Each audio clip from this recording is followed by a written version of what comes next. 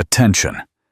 Have you ever underestimated someone so profoundly that your entire world came crashing down?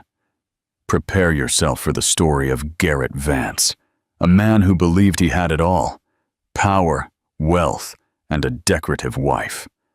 What he didn't know was that the woman sitting across from him every morning, the one he so casually dismissed, was about to unleash a storm that would sweep away his life.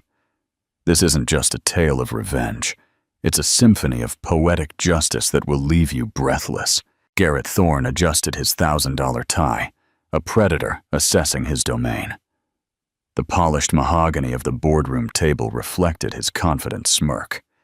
Beside him, his beautiful, ambitious protege, Sienna Cross, gave his hand a subtle squeeze beneath the table. This sitting was his launch pad. He was about to present his 5-year growth strategy to the mysterious new CEO of their parent company, Apex Strategies. A promotion to senior vice president was practically in his pocket. He just had to impress a corporate titan he'd never met. He leaned toward his rival, Rami Saeed, whispering with a smug chuckle, "I wish my wife could see this. She thinks my biggest decision of the day is what to cater for a luncheon." Little did he know, the most important decision of his day had already been made by the very woman he so casually scorned. The boardroom doors were about to open, and his entire world was about to burn to the ground. The golden cage. The morning ritual. The pale, indifferent morning sun filtered through the picture windows of the Manhattan penthouse. Garrett Vance called home. It was a space designed for a magazine cover, all sharp lines, subdued colors, and cold, impersonal art. It was a testament to success, a monument to ambition, and as sterile as an operating room. Garrett stood before a full-length mirror, knotting a silk tie the color of spilled wine. Every movement was precise, practiced, a reflection of a man who believed he had total control of his universe. "Eleanor, have you seen my silver cufflinks? The ones from the Geneva trip?" he asked, his voice echoing slightly in the cavernous living space. He didn't turn around. He simply watched his own reflection, admiring the cut of his Italian suit.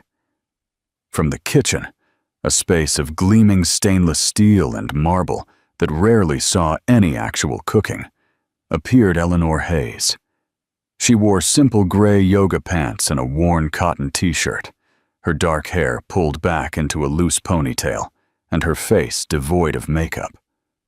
To a stranger, she was the picture of a subdued, comfortable homemaker. To Garrett, she was part of the decor. He had long ago stopped noticing her.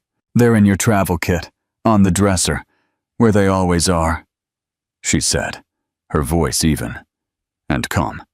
She held a mug of black coffee, steam curling around her fingers. Garrett grunted, finding them exactly where she had said. "Right. Big day today. The final presentation to the new CEO of Apex." He snapped the cufflinks on. The metallic click punctuated the silence.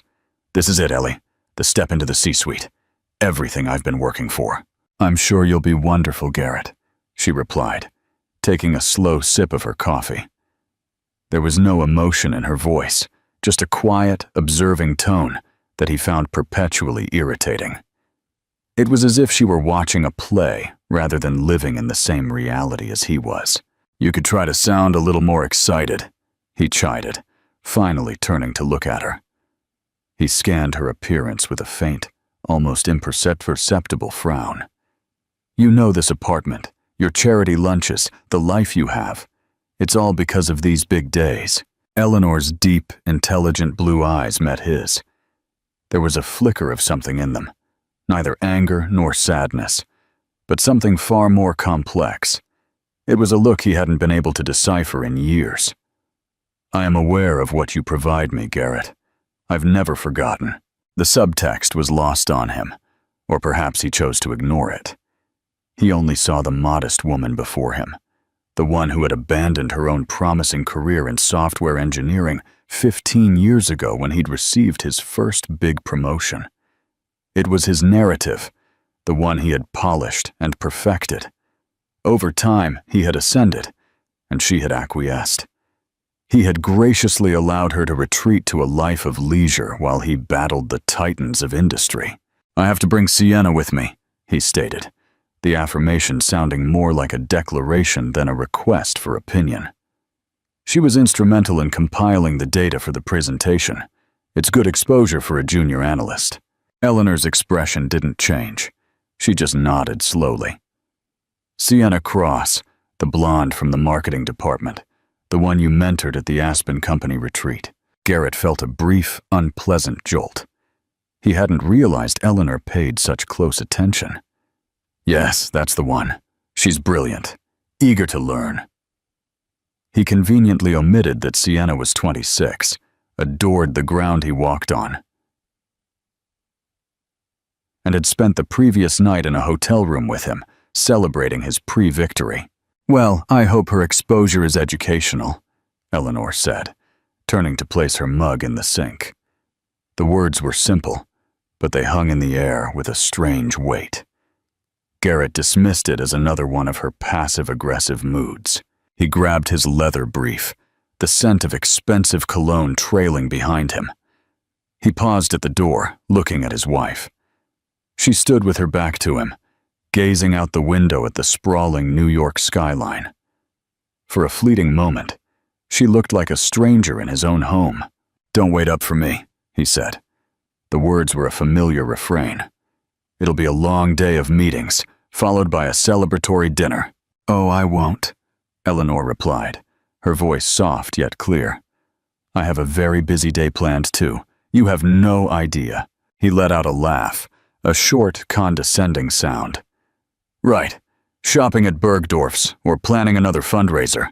Try not to strain yourself." He said to shut the door behind him, the solid click sealing him out of her world and her within the golden cage he had so carefully built.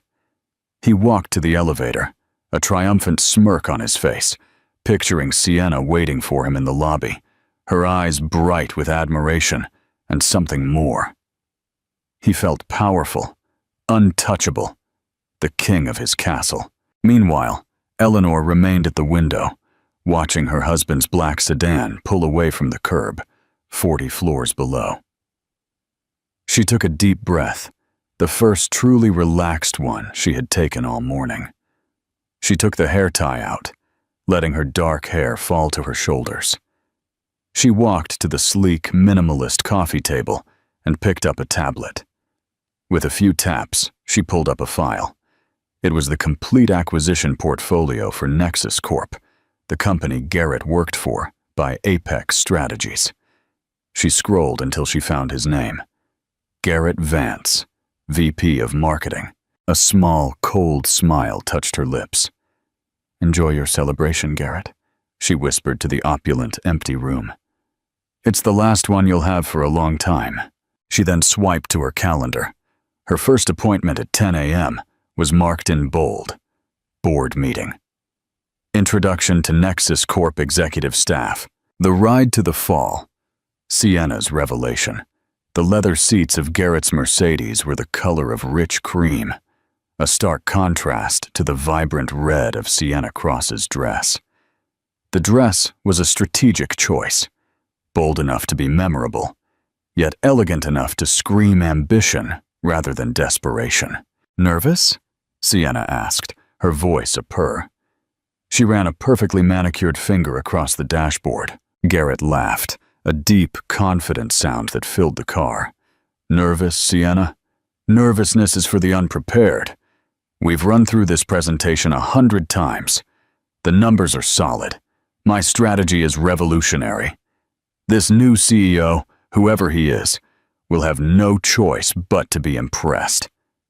He emphasized the he, a casual assumption based on the aggressive acquisition tactics Apex Strategies was known for. "And me?" she asked, turning in her seat to face him. "Will they be impressed with me?" "They'll see a sharp, dedicated analyst who supports her VP," he said, reaching out to put a possessive hand on her knee. "Just stick to the script. Leave the talking to me, unless directed a question. Answer concisely. Look smart. That's all you have to do. This is my show." Sienna's smile tightened almost imperceptibly. She craved the spotlight, but understood the hierarchy. For now, she was his accessory, the brilliant but subordinate mind who helped the great Garrett Vance achieve his destiny. Her moment would come. She believed his promises, that once he was promoted, he'd create a new director role just for her, and that he would finally leave his boring, passionless wife.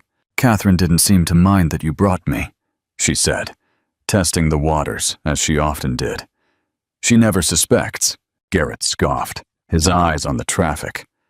"Ellie stopped paying attention a decade ago. She lives in her little world of charity galas and book clubs. I doubt she even remembers your name.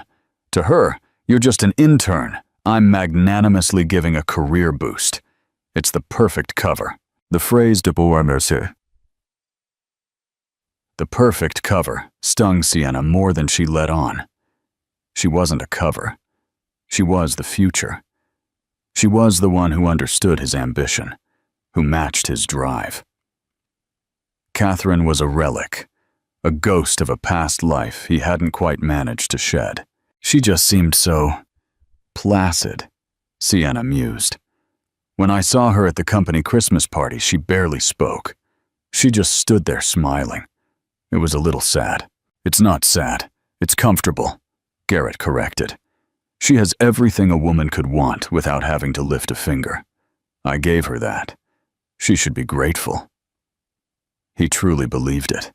His guilt over the affair was a tiny, shriveled thing, easily overshadowed by his sense of magnanimity. In his mind, he was providing for 2 women. He was a modern patriarch. They soon left the congested city streets, turning onto the private access road that led to the Apex Strategies corporate tower. The building was a spear of smoked glass and obsidian steel piercing the New York sky. It was a statement of pure, blatant power, dwarfing the more modest headquarters of Nexus Corp. When Garrett pulled into the reserved underground parking spot, a valet rushed to open their doors. Sienna felt a genuine chill of awe. This was the major league. This was where fortunes were made and empires were forged. "All right," Garrett said, turning to her before they stepped out. He looked her up and down, his eyes lingering on the tightness of her dress. "You look perfect. Remember the plan. We're a team, but I'm the captain. Follow my lead, and tonight we'll be celebrating your future boss's promotion to SVP." He sealed the promise with a quick, hard kiss that tasted of coffee and ambition. Black Pawn, the grand reveal. The Nexus boardroom. They ascended in the silent, high-speed elevator to the 60th floor, the penthouse level. The doors opened, not to a reception area, but directly into a vast, minimalist atrium with a panoramic view of the city. The air was cool and smelled faintly of ozone and money. A severe-looking woman with a sharp haircut and a tablet met them. "Mr. Vance? Ms. Cross, welcome to Apex. The board is convening. Please follow me." "Hello." She led them down a hallway lined with abstract art that likely cost more than Garrett's car. Everyone they passed was impeccably dressed, moving with a silent urgency. The atmosphere was electric, a sharp contrast to the often complacent culture of Nexus Corp. Garrett felt his own confidence surge. He belonged here. This was his natural habitat. He gave Sienna a reassuring wink. He was her guide in this rarefied world, her benefactor. The assistant stopped before a pair of imposing frosted glass doors. "They're ready for you. Mr. Sterling is already inside." Richard Sterling was the outgoing CEO of Nexus Corp, a man in his 60s, happy to take his golden parachute and retire to Florida. He was a formality, a bridge between the old and the new. The real power, the person Garrett had to conquer, awaited behind those doors. Garrett smoothed his suit jacket, took a deep breath, and pushed the door open, stepping into the brightest, most intimidating boardroom he had ever seen. The Apex Strategies boardroom was less a room and more a theater for corporate warfare. One entire wall was a seamless glass panel, offering a godlike view of the city. The table was a single colossal slab of polished granite, so dark it seemed to absorb the light. Seated around it were a dozen individuals who radiated an aura of quiet, lethal competence. These were the Apex executives. At the head of the table sat Richard Sterling, looking more like a guest than a host. Garrett scanned the faces. There was the CFO, a severe-looking man in his late 50s. The head of legal, a woman with keen, intelligent eyes, Ava Thorne, and several other VPs he recognized from industry publications. They were the sharks, and he was here to prove he was one of them. "Garrett, good of you to join us," Richard Sterling said, his voice a little too loud in the silent room. "Everyone, this is Garrett Vance, our VP of Marketing at Nexus Corp, and his analyst, Sienna Cross." Cold, evaluating nods were exchanged. Garrett felt a dozen pairs of eyes assessing him, and he met them with his most charming, confident smile. He and Sienna took the two empty seats opposite the core board members. He placed his sleek laptop and leather folio on the table, his movements economical and self-assured. Rami Saeed, his internal rival and VP of Operations, sat a few chairs down. Rami gave him a tense, professional nod. Garrett saw the flicker of jealousy in Rami's eyes, and he savored it. Rami had come alone. Garrett, on the other hand, had brought his star protege, a visual testament to his leadership and eye for talent. "We are just waiting for our new CEO to join us," stated Ava Thorne, the sharp legal counsel. Her voice was crisp and brooked no argument. "She is finishing up a call with our Tokyo office. The word she registered in Garrett's mind with a flash of surprise. He had automatically assumed the new boss would be a man. A female CEO in this aggressive tech acquisition space was rare. He mentally recalibrated. This was even better. In his experience, he was excellent at charming, powerful women, at playing the role of the indispensable, brilliant male subordinate. To fill the silence, Richard Sterling began making compliments. "Garrett has been with Nexus for 12 years, a real pillar of the company. His marketing strategies were key to our growth back in the early 2010s. It was a faint compliment that referenced past glories. Garrett felt a spike of irritation.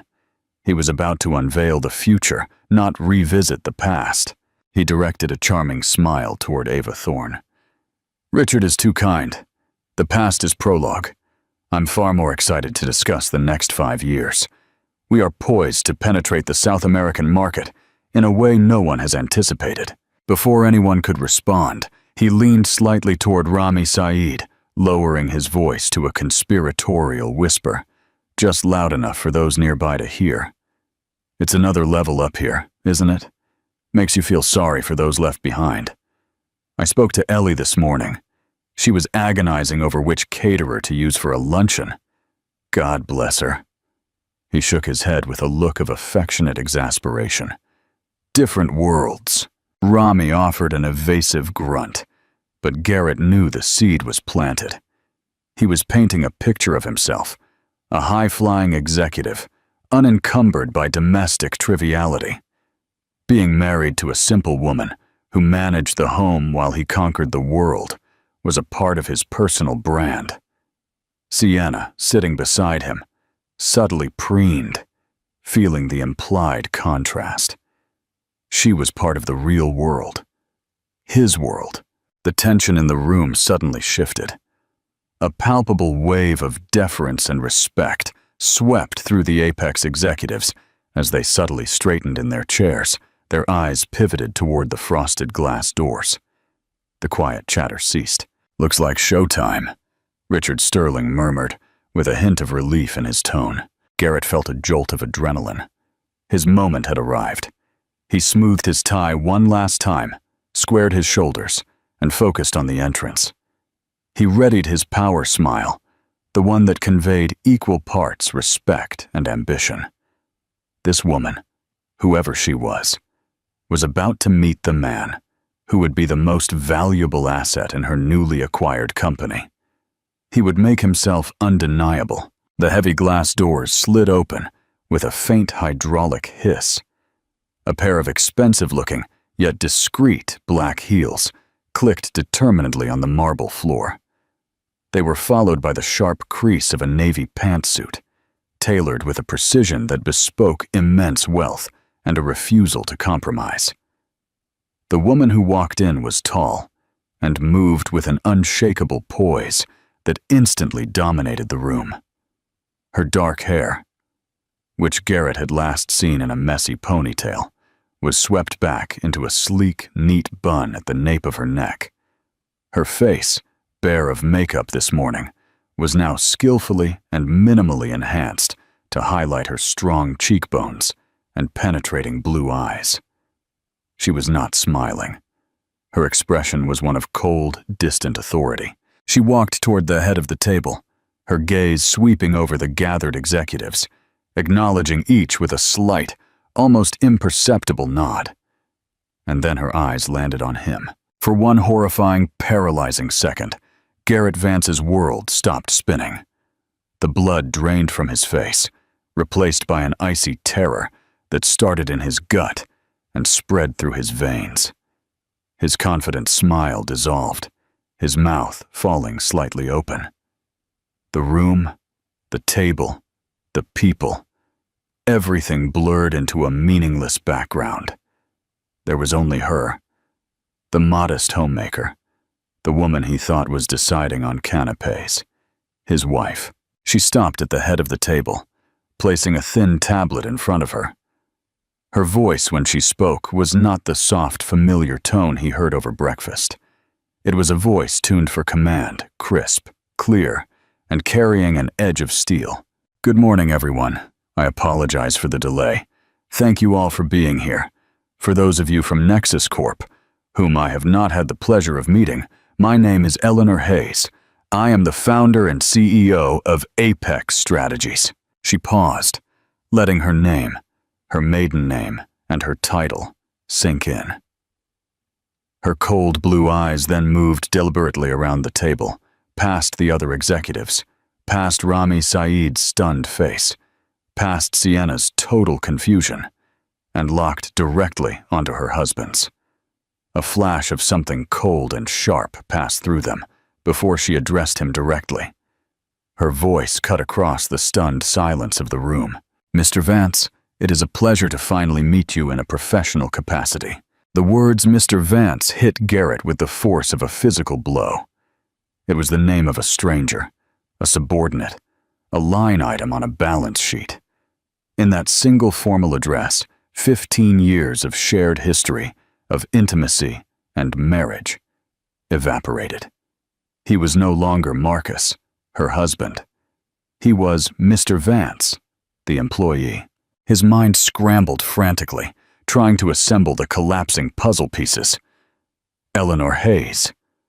Hayes, her maiden name. The name on her old university degrees, the ones he had packed away in a box in the attic. Artifacts of a life he thought she had left behind. Apex. Hayes. The connection was so obvious, so insultingly simple, that it had never occurred to him to make it. He stared at her. This woman in the power suit who looked like his wife, but felt like an alien queen. The quiet observer at his breakfast table was gone. In her place was a formidable executive who held his entire future in the palm of her hand. The condescending joke he'd made to Rami Saeed moments earlier replayed in his head. Every word an injury, self-inflicted. The humiliation was a physical sensation, a hot blush that crept up his neck and burned his ears. Next to him, Sienna was a statue of confusion. She looked from Eleanor to Garrett and back again, her brow furrowed.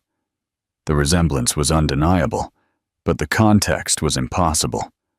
She watched the blood drain from Garrett's face, the rigid terror in his posture. A sickening, mounting comprehension began to curdle in her stomach. this powerful, intimidating woman. It couldn't be. Eleanor showed no emotion. She was the very picture of corporate control. "Let us begin," she said, her gaze sweeping the room again, deliberately avoiding Garrett now. As you all know, Apex Strategies has officially completed the acquisition of Nexus Corp. For many of you at Apex, this is business as usual. For our new colleagues at Nexus, I understand it is a time of uncertainty. Let me be clear. My goal is not to dismantle what you have built, but to identify your core strengths, cut your considerable fat, and integrate your viable assets into our global strategy. The phrase "cut your considerable fat" hung in the air like a guillotine blade. All the Nexus executives shifted uncomfortably. Garrett felt a cold sweat break out on his forehead.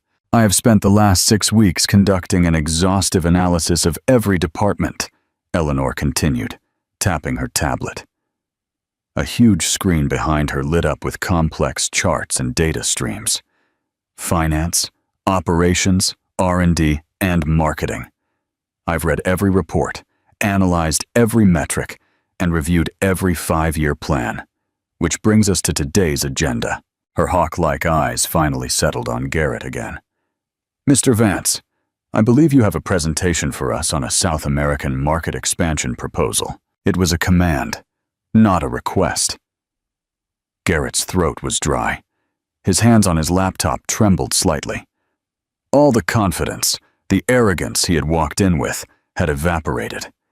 He felt naked, exposed, a fool in a $1,000 suit. He looked at the faces around the table. The Apex executives watched him with predatory curiosity. Rami Saeed stared intently at the table, refusing to look at Garrett, affording him the small mercy of not witnessing his complete and utter annihilation. And Sienna? He risked a glance at her. Her face was pale, her lipstick suddenly garish. The confusion in her eyes had been replaced by the horrified realization of a person who willingly walked into a trap. The boring, placid wife was the CEO. The woman he had dismissed as a sad relic was about to decide his fate. The annihilation, the presentation dissected. "Mr. Vance!" Eleanor's voice was sharp, now impatient. Ava Thorne, the keen legal counsel, who was clearly Eleanor's second-in-command, leaned forward slightly. "Perhaps Mr. Vance is not feeling well. The pressure of presenting to a new board can be significant." The undertone was mocking, and Garrett knew she was in on it. She knew everything. Gathering every last shred of his professional facade, Garrett cleared his throat. "No, I'm fine, of course.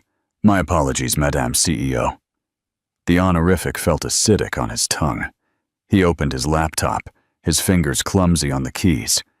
The presentation he had been so proud of now felt puerile. A child's crayon drawing submitted to a master artist. He clicked the file open.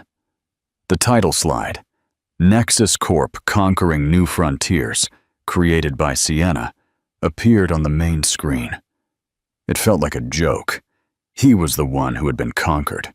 "Please," Eleanor said, gesturing at the screen for him to proceed. "Dazzle us." Her voice was laced with an irony so cold, so sharp, it could have cut diamonds. As Garrett opened his mouth to speak, he knew he was no longer fighting merely for a promotion. He was fighting for the last vestiges of his professional life in front of the woman whose life he had so completely and foolishly underestimated. Garrett began to speak. His voice, a strained, hollow version of his usual confident tone. He tried to fall back on the familiar cadence of his pitch, the practiced words and compelling narrative he and Sienna had rehearsed until it came naturally. But the words felt alien in his mouth, the concepts fragile and transparent. Every assertion of projected growth and synergistic opportunity sounded like a desperate lie under Eleanor's unblinking gaze. She let him speak for exactly 7 minutes. He was just at his crescendo point on the market penetration strategy for Brazil, when her voice cut his presentation like a surgeon's scalpel. "Mr. Vance, a question." He stopped mid-sentence. "Yes, Madame CEO." Eleanor slid a finger across her tablet, and the main screen behind her instantly changed. His meticulously crafted slide was replaced by a dizzying array of spreadsheets and market analysis reports. "Your entire projection for the Brazilian market relies on a 15% annual growth in the consumer electronics sector, with a primary focus on the affluent urban demographic. Is that correct?" "Ah, yes, our data indicates—" "What data?" she interrupted, her tone clinical. "Because my data, compiled from 3 independent global analysis firms, indicates sector growth has stalled at Fontour for the last 18 months, with a projected ceiling by CIPA for the next 3 years due to recent tariff implementations. Furthermore, the most significant growth is not in the affluent urban sector, which is already saturated, but in the emerging middle class of secondary cities, a demographic your plan entirely ignores." A murmur went through the Apex executives. They were looking at the data on the screen, then back at Garrett, their expressions ranging from disappointment to sheer disdain. "Additionally," Eleanor continued, relentless, "your proposed distribution and logistics partner, a company called Logistic Azul, is currently under federal investigation for bribery and is on the verge of bankruptcy. Did your due diligence not uncover this?" Garrett froze. That was a detail Sienna should have verified. He shot a look of panic in her direction. Sienna looked like she wanted the floor to swallow her whole. Her face was ashen. She was shrinking in her chair, trying to become invisible. We were assured of their stability," Garrett stammered, the excuse sounding pathetic even to his own ears. "Assured." Eleanor's eyebrow arched slightly. "Apex does not operate on assurances, Mr. Vance. It operates on verifiable facts. Your proposed marketing budget, $50 million for the first year, is not only inflated, but is aimed at the wrong people in the wrong places, using a potentially criminal partner. Other than that, it's a stellar plan." The sarcasm was devastating. Some of the Apex board members could not suppress faint, cruel smiles.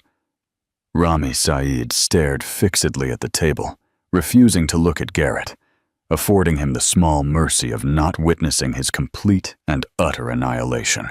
Eleanor was not finished. She systematically, and without a shred of emotion, dismantled his entire presentation. She questioned his advertising spend, pointing out his media buying plan was based on audience data from 3 years ago. She shredded his staffing plan, noting he had budgeted for a huge new office in Sao Paulo, completely failing to consider a more cost-effective remote workforce, a model Apex had perfected. With every point she made, she was not just destroying his professional credibility, she was annihilating the central myth of their marriage. He was the brilliant entrepreneur, the titan of industry. She was the home manager. But in this room, it was clear who possessed the superior intellect, the sharper instincts, and the more rigorous work ethic. He had been playing checkers while she was mastering multi-dimensional chess. Finally, she directed her attention to the projections. "Ms. Cross," her voice said, making Sienna jump in her seat. "I see you co-authored this report." Sienna swallowed hard, her voice a tiny squeak. "These sales projections," Eleanor said, circling a number on the screen with a digital red pen. "A 400% market share increase in 2 years. What model did you use to arrive at this figure?" It was a proprietary algorithm based on synergistic market capture," Sienna managed, reciting a meaningless buzzword they had concocted to sound impressive. Eleanor's expression remained unreadable. "A proprietary algorithm? I see. You may show it to me.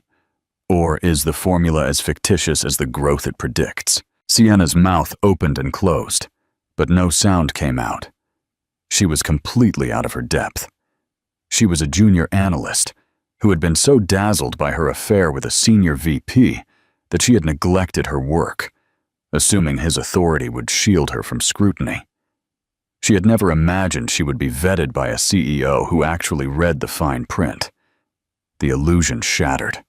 Garrett was not a god. He was a fraud. And she had hitched her career, her reputation, to him. The promises of a directorship and a future together now seemed a cruel joke. She felt used, not for her body, but for her complicity. She had been the fool, the eager, ambitious woman who had done his half-baked homework for him. Eleanor turned her cold gaze back to Garrett. Your strategy, Mr. Vance, is not merely flawed. It is lazy. It is a work of profound arrogance built on antiquated assumptions and a shocking lack of diligence. It is the kind of work I would expect from a company that is failing, which, I suppose, is why I was able to acquire it at such a favorable price. She let the final insult land, and the silence in the room was absolute. Richard Sterling paled, realizing the company he had run for 20 years was being branded a sinking ship. Eleanor closed her tablet. The screen behind her went blank. The execution was over. That will be all for the group presentation. The Apex team and I will now break for a strategy session. Mr. Sterling, you are welcome to join us. Mr. said, I would like you to stay as well. I have some questions about Nexus's operational efficiencies. She stood up. A clear dismissal. Mr. Vance, Ms. Cross? The words hung in the air. Excused. Dismissed like school children. All the other Nexus executives were being asked to stay, to consult, to be part of the future. But not him. Not the great VP of marketing. Dazed, Garrett closed his laptop. He couldn't bring himself to look at anyone. He could feel the weight of their judgment, their pity, their scorn. He rose on shaky legs. Sienna fumbled to gather her things. Her hands were shaking so badly she dropped her pen, which rolled under the massive table. She dared not retrieve it. She only wanted to escape. As Garrett walked toward the door, his professional life in ruins, Eleanor's voice stopped him one last time. It was softer now, but no less commanding. Actually, Mr. Vance, a word. In my office. Office now. Sienna fled the room without looking back. The heavy glass doors shut behind her, leaving Garrett alone with his wife, his new boss, and the broken fragments of his once perfect life. The correction. The ultimate closure. Eleanor's private office was adjacent to the boardroom. It was even more stunning. A corner suite with 2 walls of glass that made you feel as if you were floating over the city. The decor was minimal and tasteful. A large oak desk, a few pieces of modern art, carefully chosen, and shelves lined not with awards, but with books on economics, philosophy, and engineering. It was the office of a thinker, a builder. Garrett walked in like a condemned man, his footsteps silent on the plush gray carpet. Eleanor walked past him to stand in front of the window, her back to him, looking out at the city. The power dynamic was absolute. She did not offer him a seat. The silence stretched for one long, agonizing minute. Garrett's mind raced, searching for a strategy, an angle, a way to salvage this nightmare. Should he apologize? Plead? Feign ignorance? Rage? Every option felt futile. 15 years ago, Garrett, Eleanor finally said, her voice quiet and reflective. No longer the glacial CEO, but something far more dangerous. The woman he had wronged.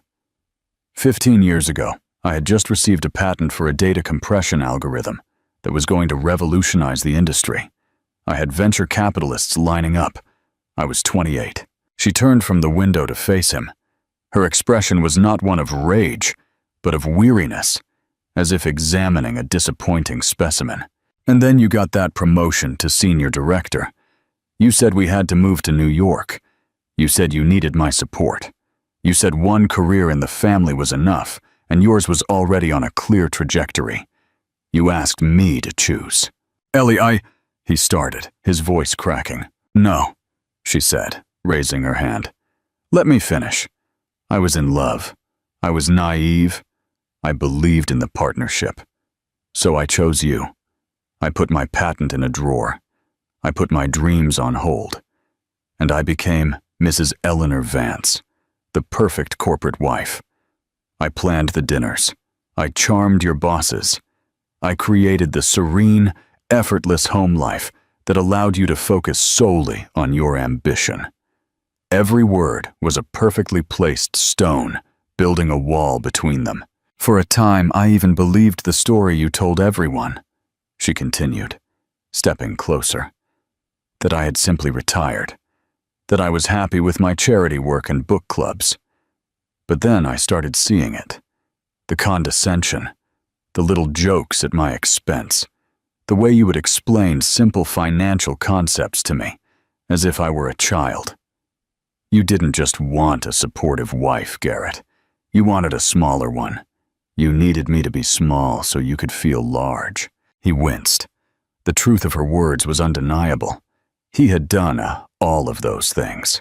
I started getting bored, she said, her voice turning colder. And then, about 5 years ago, I got angry. So I took out that old patent. I used the inheritance my parents left me, the money you always called my little hobby fund, and I set up a small consultancy from the study you never used. I hired 2 brilliant young programmers. I worked while you were on your business trips and late-night client dinners.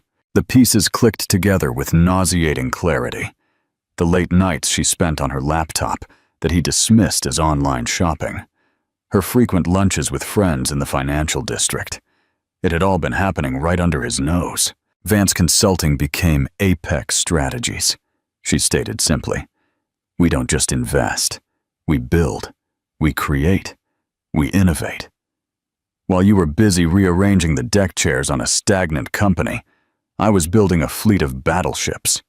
And when the opportunity arose to acquire Nexus Corp, well, the irony was too delicious to pass up. Finally, the dam of Garrett's shock broke, replaced by a desperate, sputtering rage.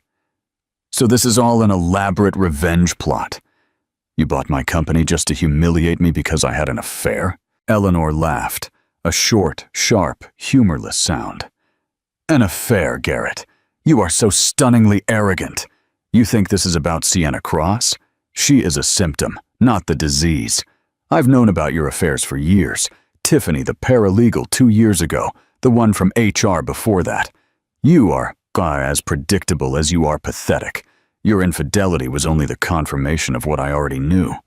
Our marriage was an empty shell, a business arrangement where I was the silent, unpaid partner. She walked to her desk and picked up a thick manila envelope, holding it out to him. This isn't about revenge, Garrett. This is about a course correction. My course correction. He didn't take the envelope. He knew what it was. Those are divorce papers, she said. My lawyers will be in touch with yours. The penthouse is in my name. My inheritance assets are protected. You will receive exactly what you are entitled to, per the prenuptial agreement we signed, which, if you recall, you insisted on to protect your future earnings. As for your professional life, her CEO persona clicked back on. Your performance today was abysmal. Your department is bloated and ineffective. Your leadership is based on ego, not results. You are an asset liability to my company. However, firing you on day one would be messy. So here is what will happen. Your department is being restructured, effective immediately. Your role as VP of Marketing is redundant. We are creating a new temporary position for you. Special Projects Consultant, reporting directly to Rami Saeed. The final, perfect humiliation. He would report to his rival. You will be tasked with overseeing the orderly transition of assets and accounts until your position is eliminated in 3 to 6 months. Your bonus is rescinded. Your stock options are now under the control of the new parent company. You will clear out your office before the weekend. Is that clear? Mr. Vance?" Garrett stood there, utterly defeated. He had lost his wife, his mistress, his job, his reputation, and his dignity in the span of a single morning. The man who had walked into the building as a king was walking out less than a commoner. He was a ghost, a footnote in the history of Eleanor Hayes's meteoric rise. "Ellie, please," he whispered the name, a desperate plea for a connection that no longer existed. Eleanor looked at him one last time, her blue eyes showing no hint of pity, only a deep, final sense of closure. "My name," she said, her voice as hard and beautiful as a diamond, "is Ms. Hayes." The epilogue, the legacy of STEM. 6 months later, the Madrid autumn gave way to the first hints of winter. The view from the 60th floor office of Apex Strategies was crystal clear. Eleanor Hayes stood at the window, not as a prisoner in a golden cage, but as a sovereign inspecting her realm. The company thrived under her leadership. She had cut the fat from Nexus Corp as promised, and reinvested in its R&D core, breathing new life into a company that had been slowly suffocating under complacent, egotistical management. Garrett Vance's tenure as special projects consultant had ended quietly. It was, by all accounts, a profoundly humiliating experience for him. Stripped of his title, his corner office, and his authority, he had been forced to witness the company he thought he knew transformed by the wife he thought he owned. He had done the work assigned to him with a grim, joyless efficiency, a ghost haunting the halls of his former kingdom. 1 year after the acquisition, Eleanor's phone buzzed with a message from Ava Thorne. It was a link to an industry blog with a brief note. "Thought you'd find this amusing." Eleanor tapped the link. The article was a dry piece about the quarterly earnings of a mid-tier logistics company based in Valencia. Her eyes scanned the text until she found the name mentioned in a short paragraph about the company's new regional sales team, Marcus Thorne, the name he reverted to after the divorce. He had been hired as a senior account manager. It was a respectable job, but an astonishing fall from grace for a man who had once been a VP on the verge of the C-suite. He was no longer in the glossy pages of business magazines, but buried in the fine print of a minor trade publication. Eleanor felt a brief, clinical flash of something. Not pity, but a detached acknowledgement of a deserved fate. It was an echo of a life that no longer felt like hers, a ghost story whose power to frighten had long vanished. She closed the article and turned her attention to the documents on her desk. They were the first annual reports for her STEM mentorship program. Applications had tripled. 3 of her first mentees had just received full scholarships to MIT. This was her true legacy. It was not in the destruction of one man's ego, but in the building of futures for countless brilliant young women. She was building an empire not just of profit, but of potential. The snow continued to fall, burying the old world and promising a new one. Eleanor Hayes picked up her pen, a faint smile on her lips, and returned to work, the echo of Garrett Vance's name already forgotten. 3 years after Garrett Vance's departure, Eleanor Hayes was not merely a CEO, but a global authority. Apex Strategies was successfully acquiring competitors, not through hostile takeovers, but because companies sought to be integrated into its highly efficient, data-driven framework. The firm's reputation for ethical, yet ruthless optimization made it the industry leader. Eleanor was in her New York office, preparing for a major merger announcement, when her assistant buzzed in. "Ms. Hayes, there's a highly unusual email. It's from a regional consulting firm in North Carolina. They've submitted a proposal for a major market data synergy project. You told me to vet all major new pitches personally, and this one stands out." "How so?" Eleanor asked, scrolling through an unrelated financial document. "The core analytical framework is structurally sound, highly original, and mathematically elegant, the assistant reported. It is frankly the best synthesis of emerging data we've seen this year, but the name of the lead consultant is Sienna Cross. Eleanor paused, her finger resting on the screen. Sienna Cross, the ambitious, dazzling junior analyst who had been Garrett's accomplice and had fled Nexus Corp the morning of the collapse.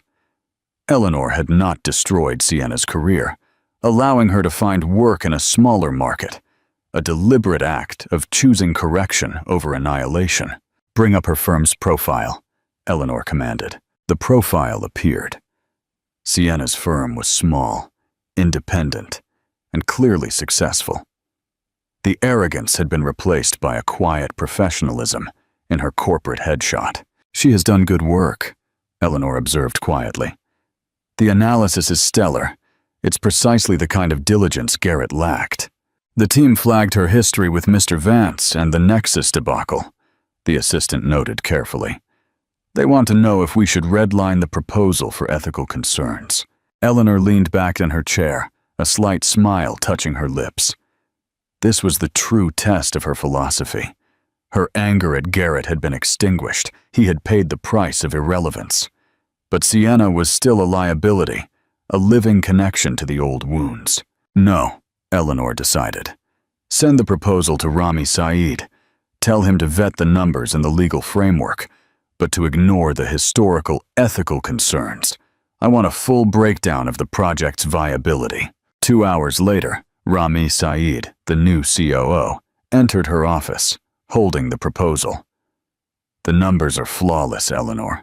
It's brilliant work. It will save us 15% on Q4 forecasting." And the lead consultant, Rami, who had seen Garrett's humiliation firsthand, hesitated. "The name is uncomfortable, but if you're asking if she's capable of performing at an apex level, yes, she is. Then we will proceed," Eleanor confirmed. "But there will be one condition. We will absorb her firm's proposal and team, integrating them under a 2-year contract. Sienna Cross will report directly to you, Rami. You will mentor her. Her past association with the Nexus failures must be permanently overridden by her demonstrable competence at Apex." Rami nodded, understanding the subtle brilliance of the command. Eleanor wasn't rewarding Sienna, nor was she punishing her. She was validating the work while imposing a rigorous structure, a way to guarantee that Sienna's ambition would be channeled purely into results, with no room for personal politics. Eleanor Hayes had moved so far past petty revenge that she could now extract value from the very people who had once helped tear down her life. She saw Sienna not as a rival or a threat, but as a repurposed asset, a talented mind who had paid her dues and was now worthy of investment. Her final victory wasn't just building Apex strategies. It was using that empire to build a future where competence, not comfort or cruelty. Ultimate currency. Years turned into a decade. Eleanor Hayes was no longer just the CEO of Apex. She was a recognized leader whose ideas on data-driven ethics were reshaping global business practices. She sat in her office, high above London, gazing at the intricate network of lights below, the city's arteries and veins. She had built her empire using a singular, brutal truth. Unleveraged potential is the highest form of negligence. She thought of Garrett, somewhere in Valencia, a low-level manager whose life was now a footnote.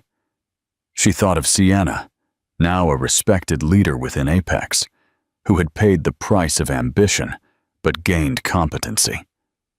She had turned the venom of their arrogance into fuel, and the wreckage of her marriage into the foundation of a global power. Her greatest achievement was not the billions in assets, but the system she had created. A system that could recognize and cultivate value in the unlikeliest of places, in a discarded patent, in an inheritance dismissed as a hobby fund, and even in a talented but misguided former rival. The ultimate irony, she realized, was that Garrett's insult, "You're comfortable, Eleanor," had been correct. He had mistaken her comfort for complacency. He had mistaken her patience for smallness. But true comfort, she had learned, was the absence of reliance on someone else's fragile ego. It was the serene certainty that no external force could ever define or diminish her. Eleanor lifted her hand, looking at the familiar lines on her palm. The scars of the past were invisible. She had been freed by one man's arrogance and crowned by her own intellectual rigor. She was not just the CEO of Apex Strategies. She was the architect of the era of Equitas, a time where value, once underestimated, was destined to prevail. And in the silence of her high-rise office, Eleanor smiled. The story was over. Her legacy had begun. He had everything, yet nothing that made life worth waking up to. When billionaire CEO Lennox Vale collapsed alone in his marble bathroom, it wasn't the board members or brokers who saved him. It was the maid who folded his shirts, the woman he never thought twice about. Until that day. Have you ever loved someone who didn't even know you existed, until their life depended on you? She was invisible, until she breathed life back into his chest. But what began as CPR on a cold bathroom floor evolved into the kind of love that few ever witness, and even fewer survive to tell. What if the one who saved you gave you more than your life back? What if she gave you a future, a home, and then quadruplets? Before we unfold this extraordinary love story, I want to thank each one of you, my beautiful Love and Twilight's family. If this story touches your heart like it did mine, please like, share, comment below, and subscribe for more heart-healing tales. Now let's begin. At 42, Lennox Vale stood at the very summit of success, yet felt as if he were drowning in silence. From the top floor of Volitech's glass tower, he stared at the city below. The skyline sparkled like a polished jewel, one he had shaped with ambition, sleepless nights, and sacrifice. Yet this morning, none of it stirred pride within him, only emptiness. His penthouse office was a marvel of design, chrome, stone, and minimalism, but it was as sterile as the life he'd curated. He had wealth, power, and influence, but no one to share coffee with. No one who asked how he slept. No voice waiting for him when he returned home. Behind him, an assistant's voice echoed through the intercom. "Sir, your Singapore partners are ready for the 9 a.m. call." He didn't answer. Instead, he loosened his tie and walked toward the restroom, his heartbeat thunderous. A strange tightness was building in his chest. Perhaps indigestion. Maybe stress. But this wasn't normal. The moment he reached the bathroom, the world lurched. A piercing bolt shot across his chest. Lennox staggered forward, gripping the counter. His reflection blurred. Every breath came harder than the last. His knees buckled. The cold marble met his back as he slid downward. His head hit the floor with a soft thud. Silence. Then, the sound of footsteps. Keys clattered. A gasp sliced through the quiet. "Mr. Vale." It was Marisol, the woman who quietly arrived each day with groceries. The one who never spoke unless spoken to. The one who knew every corner of his apartment, every drawer, every scent of his cologne. Now she was on her knees beside him, pressing 2 fingers to his neck. "No pulse," she whispered, more to herself than anyone else. Her hands trembled, just for a second, then steadied. She called out for help, her voice loud and sharp. Then she dropped the phone and began compressions. Her palms pressed rhythmically against his chest. 1, 2, 3, breathe. Tears welled in her eyes, but she didn't stop. Her hands moved with fierce precision. She counted aloud. She didn't care about protocol or job titles. This was life and death. When the paramedics burst in moments later, they found her still working, drenched in sweat, whispering prayers between breaths. When Lennox opened his eyes, he saw white. Not clouds, not heaven, hospital lights. A slow beep filled the air. He blinked, trying to make sense of the wires, the tightness in his chest, the ache in his limbs. "You're awake." That voice. He turned. There, sitting beside his bed, was Marisol. Her braid was loose, her blouse slightly wrinkled, her cardigan clutched around her shoulders like armor. "What happened?" "You collapsed," she said gently, rising to pour him a cup of water. "Cardiac arrest. I found you. You weren't breathing." "You were there," he murmured, accepting the water with a trembling hand. "I did what I could. CPR. Until help arrived." He studied her, truly looked at her, for the first time. She looked exhausted, but beneath it calm, grounded. "Real. You saved my life," he whispered. She didn't need to finish. The truth hung between them. He should have died, But this woman, who folded his sheets, who watered his plants, had pulled him back from the edge. That night, long after the hospital grew quiet, Lennox lay awake. He wasn't thinking about stocks, meetings, or mergers. He thought about hands pressing against his chest. About a woman who didn't panic, who didn't hesitate to breathe life into a man who rarely gave her a second glance. Why did she save me? He didn't sleep. 2 days later, the cardiologist confirmed the diagnosis, a genetic heart condition, undiagnosed, silent, fatal if untreated. He'd need to adjust his life, medication, diet, and most of all, stress management, which for a CEO was another way of saying stop being who you are. He was discharged into the care of a private nurse, but it was Marisol who welcomed him home. She didn't ask questions, she didn't offer pity. She simply made soup and opened the windows to let in light. His penthouse, once cold and architectural, now felt foreign. It wasn't a home, it was a shrine to ambition. Lennox sat on the edge of his bed that evening, the skyline stretching beyond the windows. He looked at his phone, 37 missed calls, half a dozen unread contracts, and a dozen emails flagged urgent. He put the phone down. Instead, he wandered into the kitchen. Marisol was humming, a soft, unfamiliar melody. She turned, startled to see him. "Sorry, I didn't hear you." "That song," he said. "What is it?"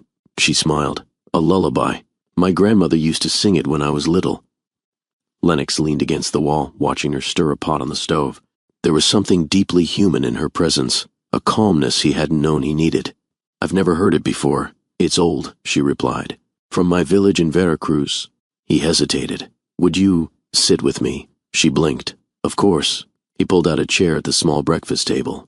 When she brought him a bowl, he waited until she sat too. They ate in silence at first. Then, slowly, she told him about her family. 2 younger siblings she helped raise after her parents passed. How she'd once dreamed of becoming a therapist.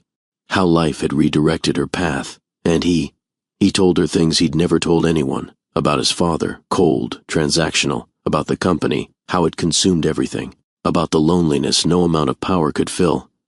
When she laughed, he felt the sound warm something deep inside him. When she listened, he felt heard for the first time. He looked at her, and for once, he didn't see Steph. He saw her. Marisol Lennox woke the next morning to the smell of cinnamon and honey. For a moment, he thought he was dreaming. Then he heard the clinking of plates, the faint scrape of a chair being moved in the kitchen. He sat up slowly, the pressure in his chest now dulled into an ache, a reminder of how close he'd come to the edge. As he stepped out of the bedroom, he found Marisol at the kitchen counter, quietly pouring tea into a handmade ceramic cup. Her hair was still damp from an early shower, pulled back loosely. She wore a soft knit sweater and gray slacks, neat, practical, and serene. "You're up early," she said without turning. "I smelled something sweet." She looked over her shoulder. "It's pan dulce, my grandmother's recipe."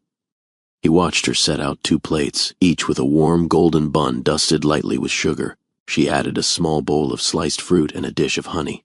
"Sit," she said softly. "You need to eat." He sat across from her, watching her as she sliced a strawberry with graceful ease. "You didn't have to do all this." Marisol shrugged. "Old habits. My mother always said care starts in the kitchen." They ate in silence again, but this time it wasn't uncomfortable. It was peaceful, unforced. As he chewed, Lennox realized he couldn't remember the last time someone made breakfast for him, simply because they cared. Not for a meeting, not for a pitch, not as a power play, but as a quiet act of kindness. "I never noticed you humming before," he said after a while. "I usually don't when people are home." He took a sip of tea. "How long have you worked here?" 3 years. His brow furrowed. "That long?" She gave a small, amused smile. "Yes, Mr. Vale." He winced. "Lennox." Marisol hesitated, then nodded. "Lennox." There it was again. That shift. Something invisible but undeniable. Later that day, a nurse from the agency arrived to check his vitals and go over post-discharge protocols. Marisol stood quietly in the hallway, giving them space. Yet whenever he turned his head, she was there, a shadow of reassurance, a steady presence. When the nurse left, Lennox asked her, "Why didn't you leave when I was in the hospital? Most people would have taken the time off." She looked down at the rug beneath her feet. "You needed someone to come home to." Those words lingered in the air, not because they were grand or dramatic, but because they were true. That evening, he found himself standing outside her guest room, hesitating. "Marisol?" he called softly. The door opened a crack. "Yes?" He cleared his throat. "Would you join me for tea? Just, if you're not too tired." A pause. Then the door opened wider. "I'd like that." They sat in the living room, the city lights twinkling beyond the windows. She curled her legs beneath her on the sofa, holding her mug with both hands. "Do you ever miss it?" he asked. "Your hometown?" "Every day," she said. "But missing it reminds me of why I left, so my siblings could finish school, so they could have chances I didn't." He nodded, eyes fixed on the skyline. "You're the strongest person I've met." She laughed softly. "You don't know me well enough to say that. I know enough." She looked at him, something soft flickering in her eyes. "Most people only see what I do," she said. "Not who I am. Not anymore," he replied. "I see you, Marisol." The words landed like a pebble in still water, rippling, sinking, reshaping everything around them. The next morning, Lennox rose with a strange lightness in his chest. He wandered into the kitchen and found a note beside a covered plate. "Rest. Take your meds. Don't forget the 10 a.m. appointment. M." He smiled. There was something oddly soothing in her handwriting, rounded, deliberate, full of care. When she returned later that afternoon, she was humming again. This time he didn't interrupt. He just stood there, watching her from the hallway as she chopped vegetables with fluid grace. She paused mid-chop. "You're staring." "I know. Why?" "Because I've lived in this penthouse for 8 years, and it's never felt like a home. Until now." Over the next week, routine took on a rhythm Lennox hadn't expected. They had breakfast together. She reminded him to rest. He asked about her family. She told him about her brother, who wanted to be an architect, and her sister, who sang in her church choir. He learned her favorite color was seafoam green. She learned he had a secret love for 1970s jazz. He realized he laughed more when she was around. She realized he was far lonelier than he let on. One night, after dinner, Lennox found her in the den, folding laundry she had insisted didn't need to be sent out.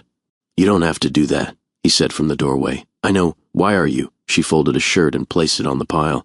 "Because care doesn't always ask for permission." He stepped closer. "That's what you do, isn't it? You take care of people." She nodded. "That's what I've always done. Who takes care of you?" She looked up. "No one, really." Lennox didn't know what to say, so he said the only thing that felt honest. "I'd like to." The world outside moved fast, faster than Lennox could follow. Emails flooded in. The board requested updates. Clients called. His phone buzzed without pause, but he ignored it all. For the first time in his adult life, Lennox Vale chose stillness. He chose to sit in his sunroom, sipping herbal tea while the morning light warmed his shoulders. He chose to let someone else, Marisol, set the rhythm of the day. She never rushed him, never treated him like a task to manage. She simply moved through his world with calm precision, bringing with her a sense of ease he hadn't known he needed. One afternoon he found her kneeling beside a large planter, repotting one of his mother's old orchids. "You know how to care for those?" he asked. She looked up, cheeks smudged with soil. "They just need attention and patience." He sat nearby, watching her hands gently loosen the roots. "I always thought they were too delicate," he admitted. "They're not," she replied. "They just bloom quietly." He didn't miss the meaning in her words. Behind him he heard Marisol's soft footsteps. She stopped at the threshold, watching. "I didn't know you played." "I don't," he replied. "Not anymore. You should." He looked at her over his shoulder. "Why?" "Because you're still here," she said. "And that's reason enough." He turned back to the keys. That night, he played a simple melody, and though he hit the wrong notes more than once, he didn't stop. Marisol listened from the kitchen, not interrupting, just present. The next morning, he found another note waiting on his breakfast tray. "Play again tonight." The house felt lighter because of it. M. He smiled, folding the note neatly before placing it in the drawer beside his watch collection. Days passed with a new kind of purpose. Lennox's doctor approved light movement, and Marisol suggested evening walks on the private terrace. The air was crisp, the breeze smelled of pine and distant bakery sugar. He looked at her, confused. Stopping what? The machine, the pace, the chase. He thought for a moment. "I wouldn't know who I was without it. Maybe that's the problem." He stopped walking. She turned to face him. He searched her face, trying to read what she meant. But her expression wasn't judgmental. It was honest, soft, grounded. "You think I've been running from myself," he said. "I think maybe you've never had permission to slow down." He nodded slowly, swallowing the truth. That night he stood in his closet, staring at his suits, row after row of charcoal wool and navy silk, perfectly pressed, impeccably tailored, but not one of them made him feel anything. He reached instead for a sweater he hadn't worn in years, soft, simple, warm. When he walked out, Marisol smiled. "You look comfortable." "For once," he said. "I think I am." They cooked dinner together, an experiment really.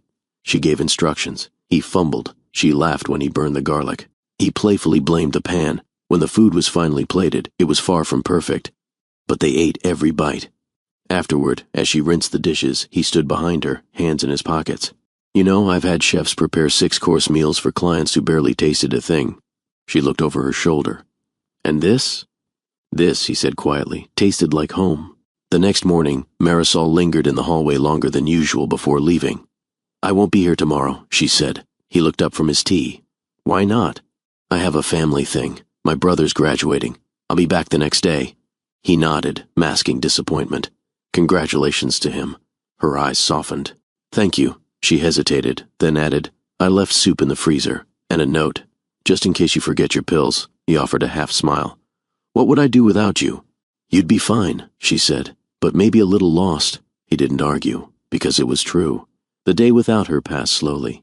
Lennox wandered the penthouse in silence. The air felt heavier, the rooms colder.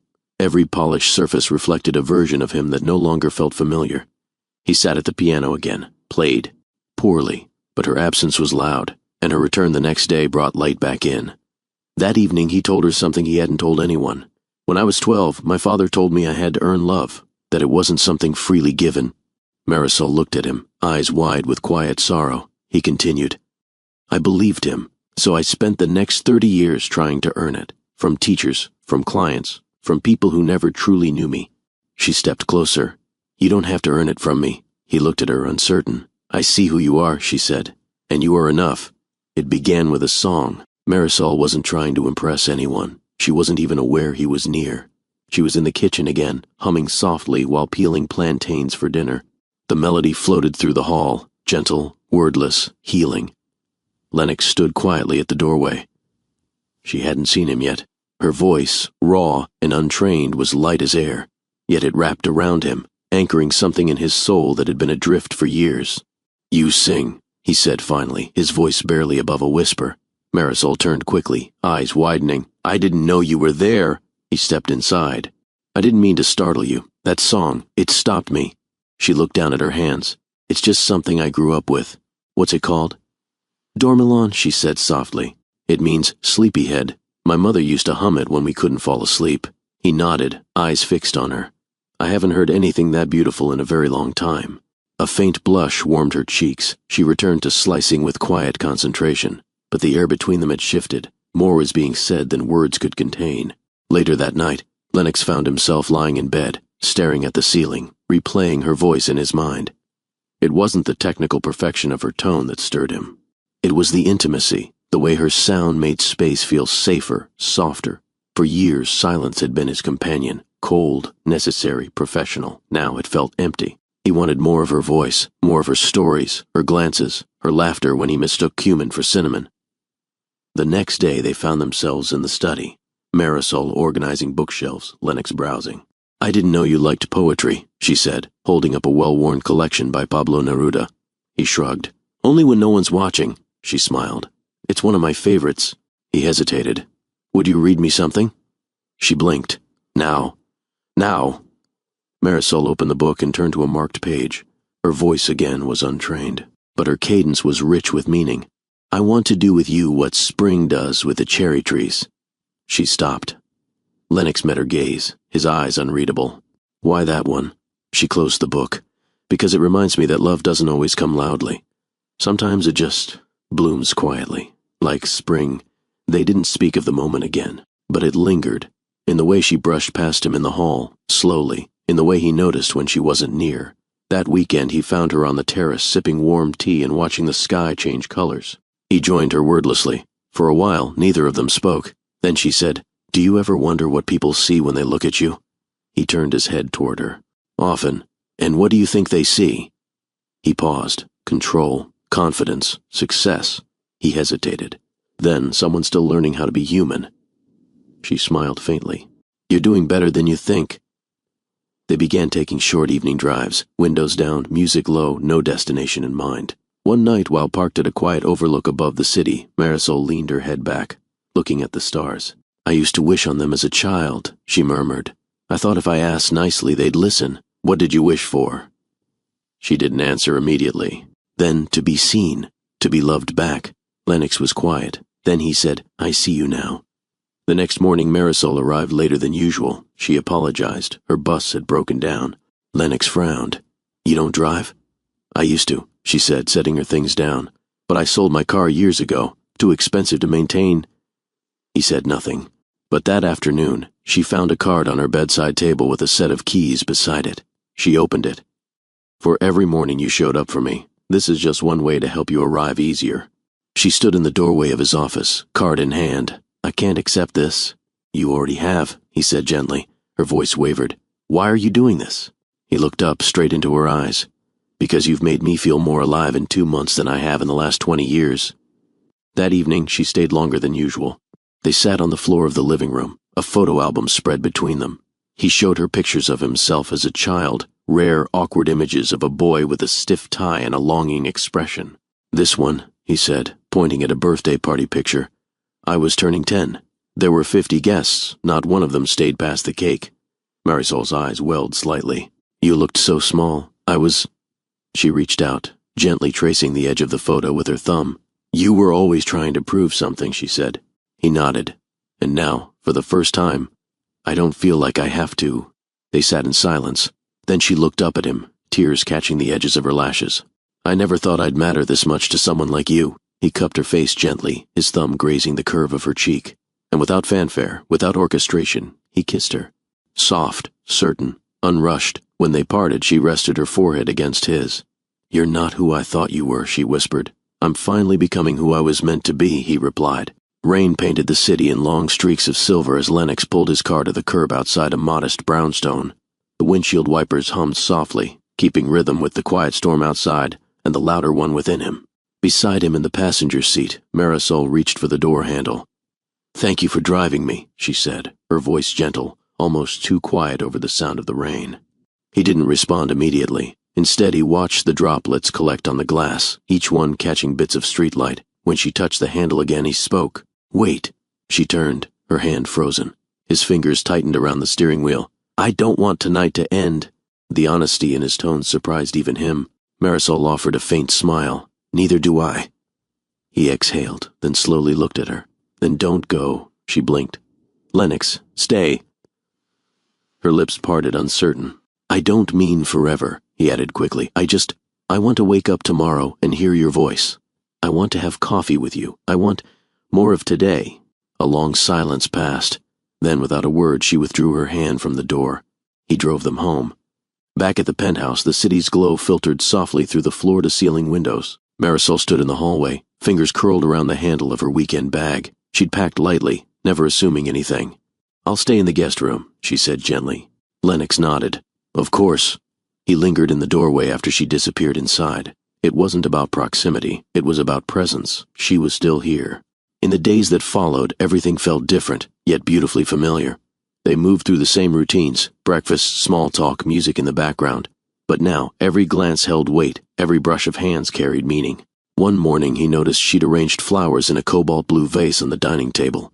"I don't remember buying those," he said, approaching them. "You didn't. I picked them up from the corner stall. You needed color in here."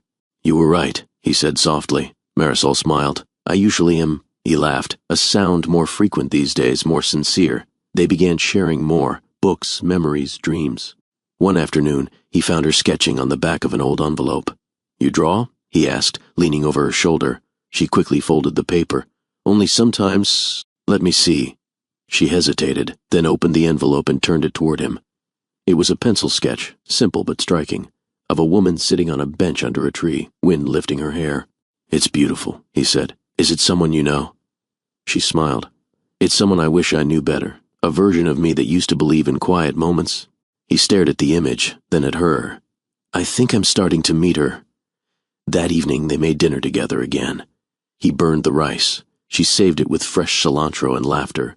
They ate by candlelight, not planned, but organic. Afterward, he pulled out the old record player he hadn't touched in years. A soft jazz record crackled to life. He offered his hand. "Dance with me?" She hesitated. "There's no one watching?" He shook his head. "Only me, and I like what I see." She placed her hand in his. They moved slowly across the living room floor. No rehearsed steps, no performance, just sway and breath, heartbeat and warmth. When the song ended, he didn't let go. He whispered, "I'm falling for you." Her gaze met his, steady, searching. "I know," she said softly. "I feel it too." The next morning, they sat on the balcony wrapped in a shared blanket, sipping tea. A delivery van pulled up in front of the building. Marisol tilted her head. Expecting something? Maybe. A few minutes later, a package was placed in her hands, small, neatly wrapped in ivory paper. She looked at him, puzzled. "You didn't have to open it." Inside was a journal. On the first page in his handwriting were the words, "For the stories you haven't told yet, I hope they all have happier endings." Tears sprang to her eyes. "I don't know what to say." She closed the journal gently. "I think I will." That night they lay side by side on the couch, watching a classic film. She fell asleep with her head on his shoulder. He didn't move, just listened to her breathing, his hand resting over hers. In the flickering light of the screen, Lennox knew something with complete certainty.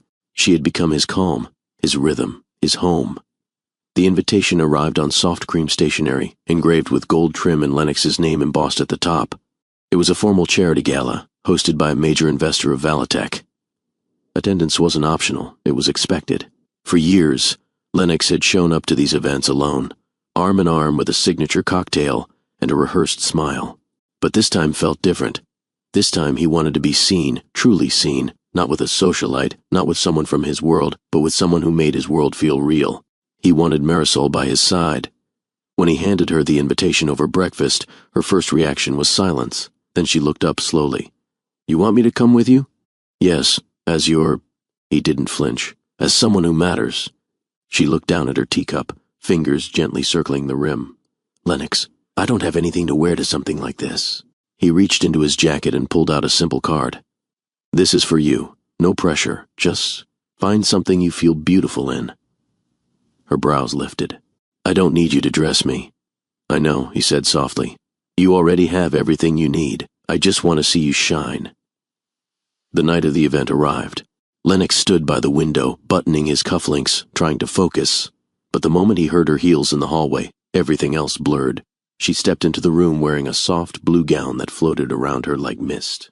Her hair was swept to one side, revealing a delicate line of her collarbone. Simple earrings. No makeup but a natural glow that stopped time. He stared. You look—" Words caught in his throat. She smiled nervously. "Is it too much?" "It's perfect," he said, breathless. "You're perfect." At the gala, all eyes turned when they entered, but he didn't care. Marisol walked beside him, calm and graceful, nodding politely at unfamiliar faces. She didn't pretend to be someone else. She didn't force small talk. She was simply herself, and that made her unforgettable. A few whispered, a few stared. But Lennox kept his hand at the small of her back, steady and sure. At one point during the evening, an investor leaned in and asked, "New consultant?" "No," Lennox replied without missing a beat. "She's someone far more important." The man raised a brow. Lennox didn't explain further. He didn't need to. "I should clean up," Marisol said, moving toward the kitchen. She stopped. He took a step closer. "Not tonight." Their eyes met, so much unsaid passing between them. "Then what should I do?" she whispered. He brushed a strand of hair behind her ear. "Just stay." And she did. They sat on the couch with no music, no TV, only the low hum of the city and the quiet cadence of their breathing. "I didn't expect any of this," she said. "Neither did I," he replied.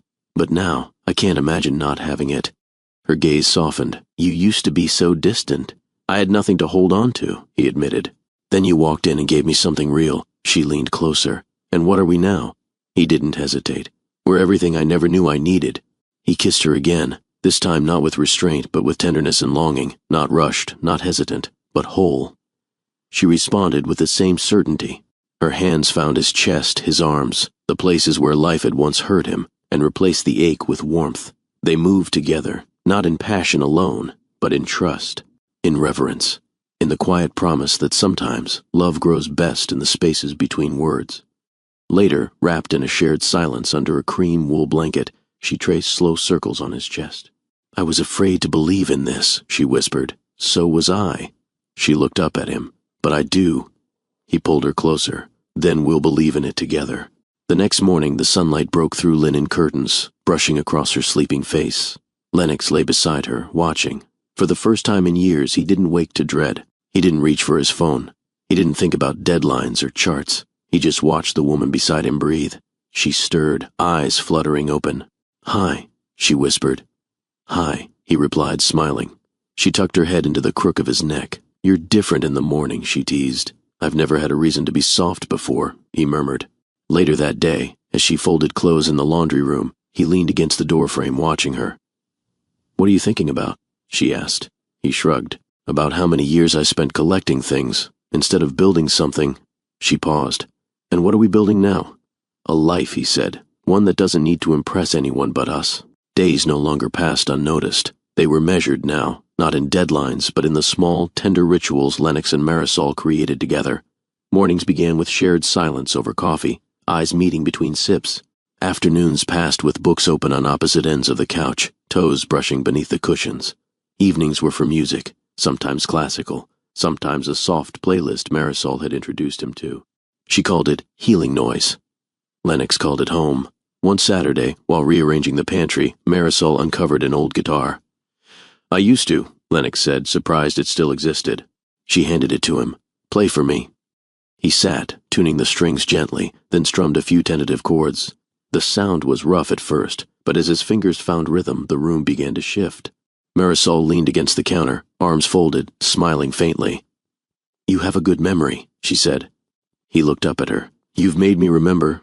Later that afternoon, as they shared fresh pineapple slices over a late lunch, Lennox asked, "Have you thought about what you'd do if you weren't here?" Marisol tilted her head.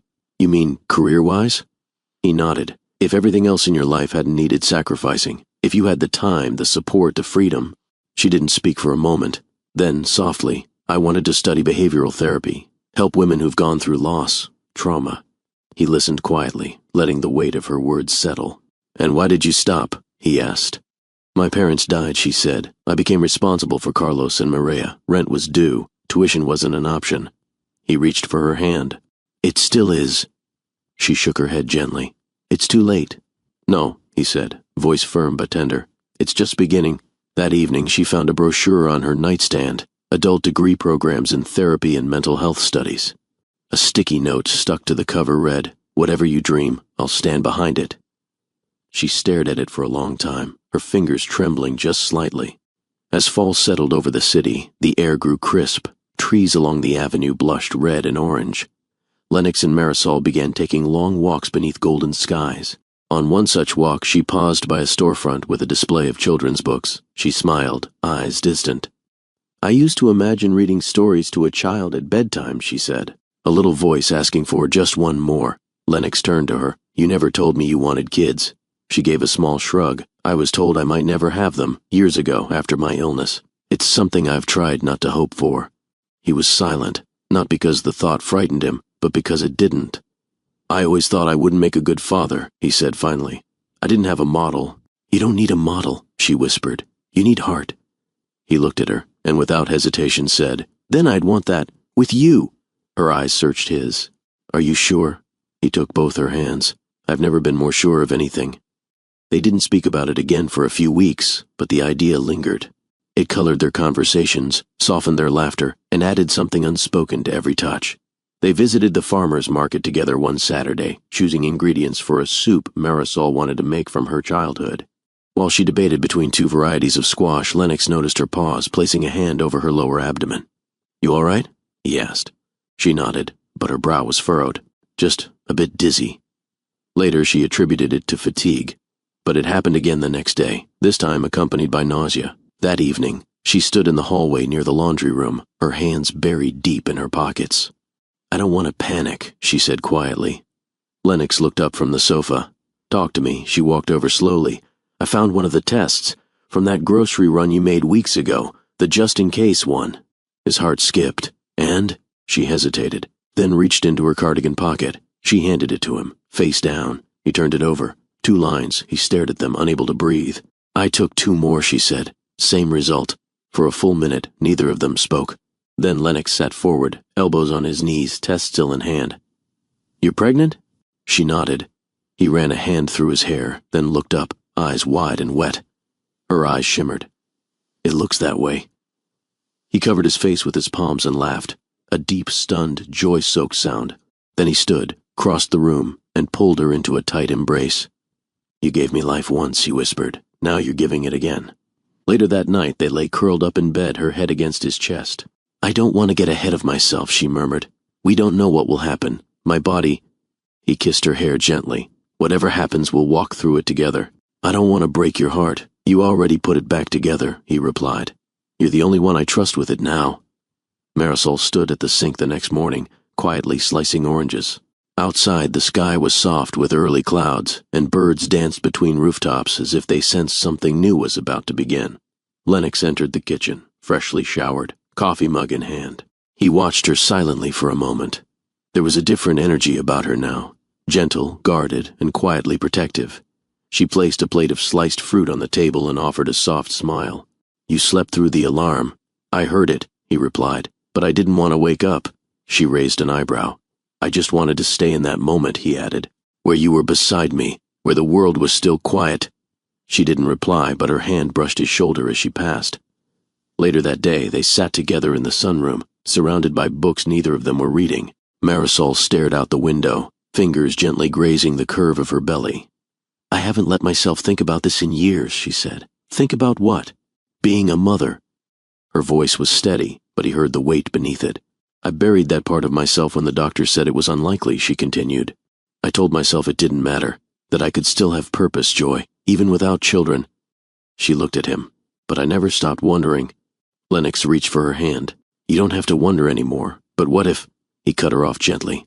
"We're not going to live in fear, we're going to live in hope. For once, let's let that be enough."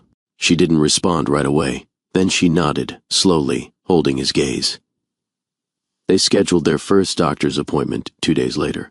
The clinic was small and private, recommended by a close friend of his who had become a father the previous year. Lennox insisted on going with her. He cleared his schedule without hesitation. As they sat in the waiting room, Marisol kept one hand pressed lightly against her stomach. Lennox noticed, his eyes drifting between her face and the clipboard she pretended to be reading. "You're nervous," he said softly. "Terrified," she admitted. He placed his hand over hers. "You don't have to be brave for me." She looked at him with quiet gratitude. "But I want to be—" Inside the exam room, time moved in fragments. The hum of equipment, the shuffle of the technician's gloves, the cold touch of gel against skin. Lennox held her hand the entire time, his thumb brushing across her knuckles. They watched the monitor together, both barely breathing. The room was silent. Then came the faint, unmistakable rhythm, a heartbeat, then another, then another, and another. The technician glanced at them, a faint smile on her lips. "Well, you're not imagining things." Lennox blinked. "Wait, how many?" 4, she said calmly. 4 strong heartbeats. Marisol's eyes welled instantly. Lennox sat back, stunned. "Quadruplets?" he echoed. The technician nodded, adjusting the monitor for clarity. Each developing right on track. Back in the car, they sat in silence. It wasn't shock. It was something else, something too big to name. He turned to her, wide-eyed. 4. Marisol. 4. She let out a breath that sounded like laughter and disbelief all at once. "I don't even know how to hold that." He reached over and took her face in both hands, brushing away a tear before it could fall. "You're holding it already," he whispered. "You're amazing." Her shoulders shook with a sob she didn't try to stop. "I'm scared." "So am I," he said. "But I'm also more in love with you than I ever thought possible." She buried her face into his chest.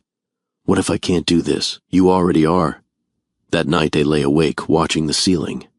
She traced little invisible shapes with her finger across his bare shoulder. "Will you still want me when I'm swollen and tired and irritated with you for breathing too loud?" she whispered. He smiled. "More than ever. And when I cry over nothing, and I hate the way I look?"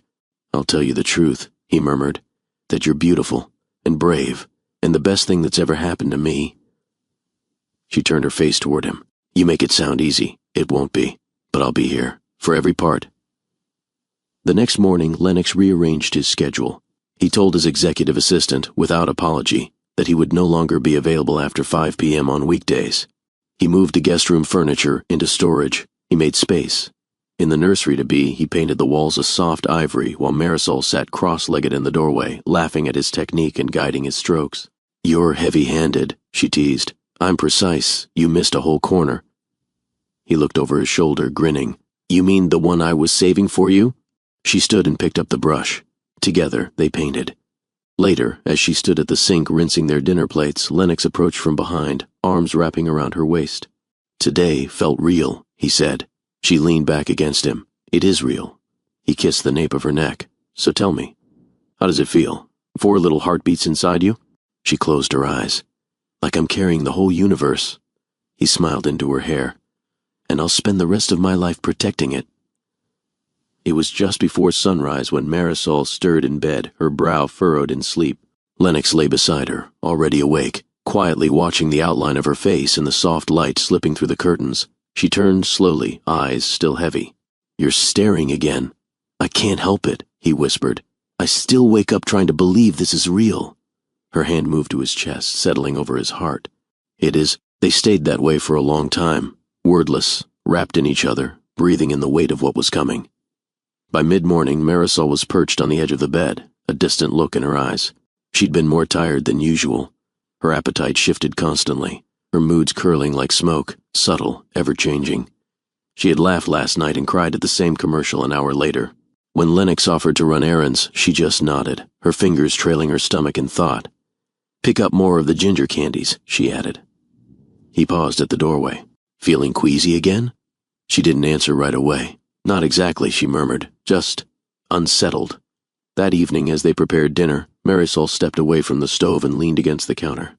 Lennox noticed instantly. "Talk to me." She looked up. "Something's different. Different how? My body feels more full, heavy, like everything is stretching." He dried his hands and came over to her. "Sit." She did. He knelt down and removed her shoes, gently massaging her feet. "You're glowing," he said. She looked unconvinced. "I feel like a balloon." He kissed her knee. "You're the most beautiful balloon I've ever seen." That made her laugh, then cry, then laugh again. Later, while Lennox read in the living room, Marisol appeared holding a thin white stick in her hand. He set the book down slowly. "You took another test?" She nodded. "I needed to see it again. I don't know why. I just needed to." He stood and took it gently from her fingers. 2 dark lines, still positive, still undeniable, still happening. He looked at her with a quiet reverence. "Is this real enough for you now?" she whispered.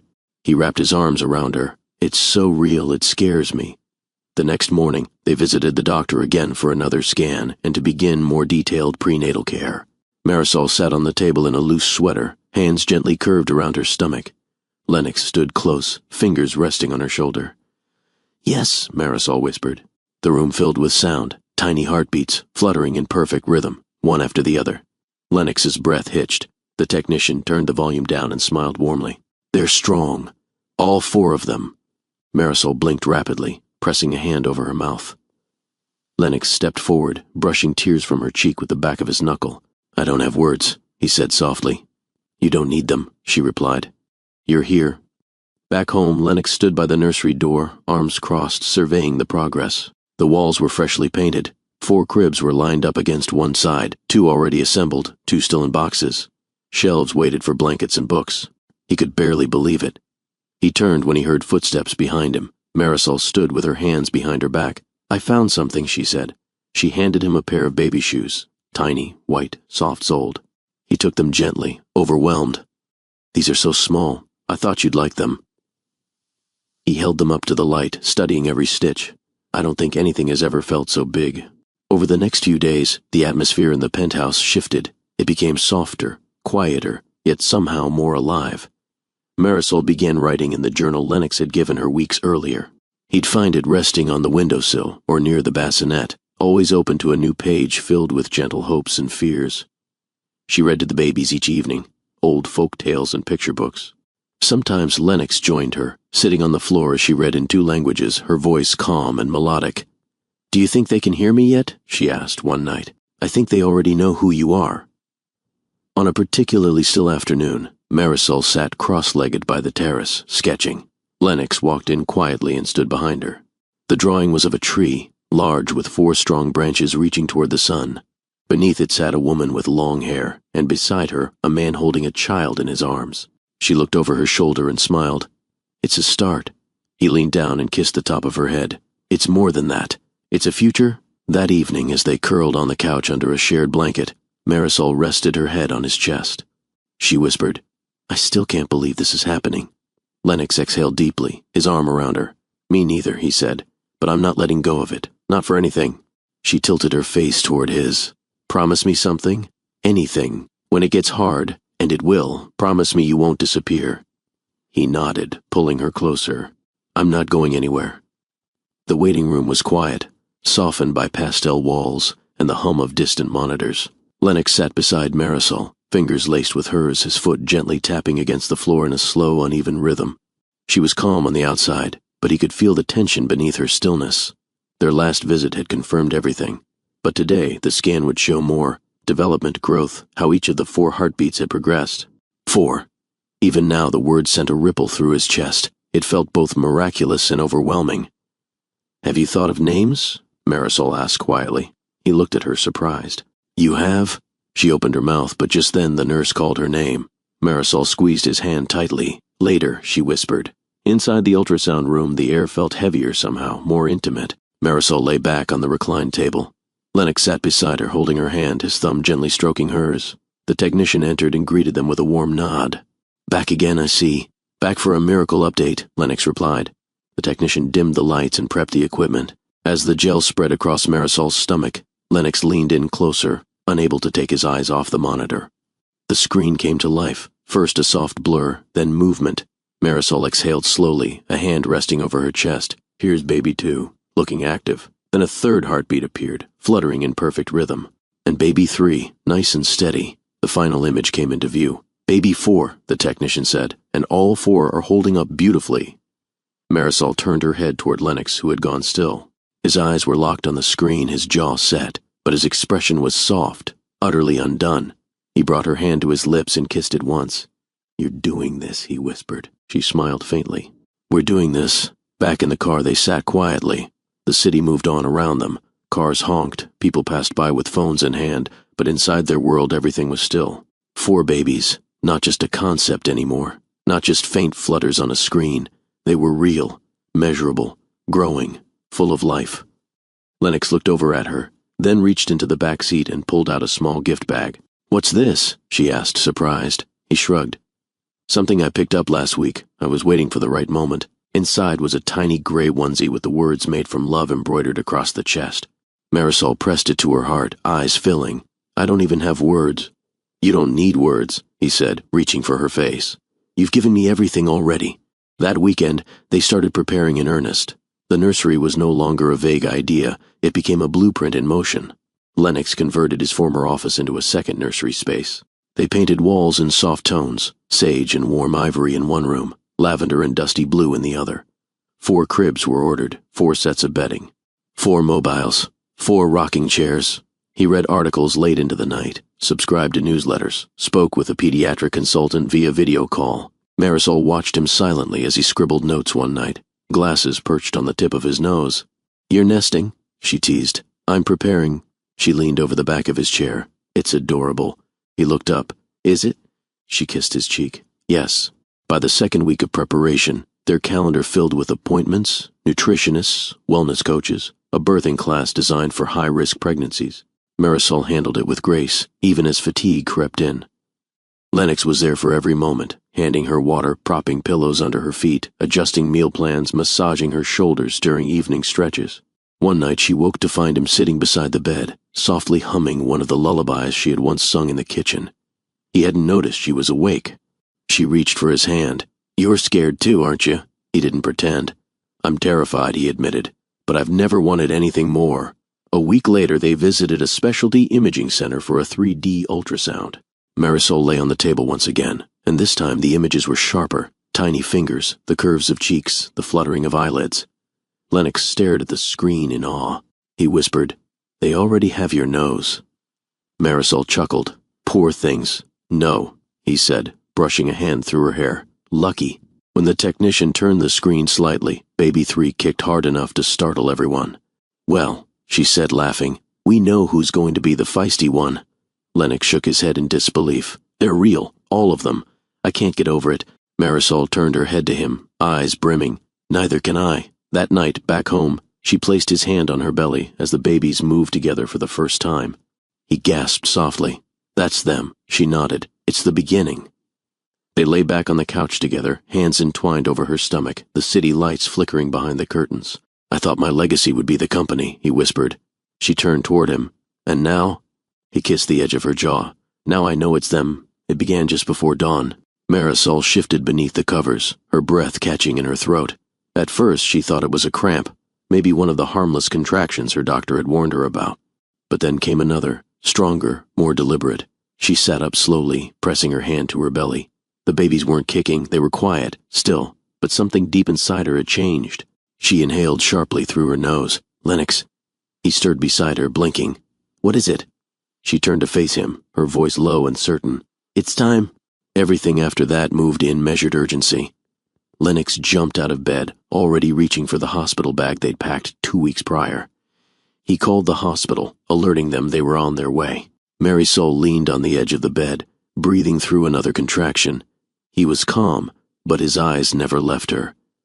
You're doing great, he said, brushing her hair back. We've got this. The car ride was quiet, save for her soft breathing and the occasional squeeze of his hand. The sun had barely risen when they pulled into the hospital's private entrance. Nurses met them at the door with a wheelchair and a team already briefed on her pregnancy. Inside the labor suite, soft lights glowed above. A nurse attached monitors. The gentle thump-thump-thump of 4 tiny heartbeats echoed through the room. You're dilated enough, the doctor confirmed. We're going into delivery soon. Marisol nodded, eyes steady, but her fingers curled tightly around Lennox's. I'm not ready, she whispered. He bent close. You don't have to be. We'll face it one breath at a time. She looked at him with a mixture of awe and fear. What if something goes wrong? Then we'll walk through that too, he said. But not alone. Never alone. They prepped her quickly. The medical staff moved with experience and focus, positioning her for the scheduled C-section. Lennox stood beside her, gowned, gloved, and eyes locked on hers. Time warped. Then came the moment. A cry pierced the room, a strong, full-bodied sound.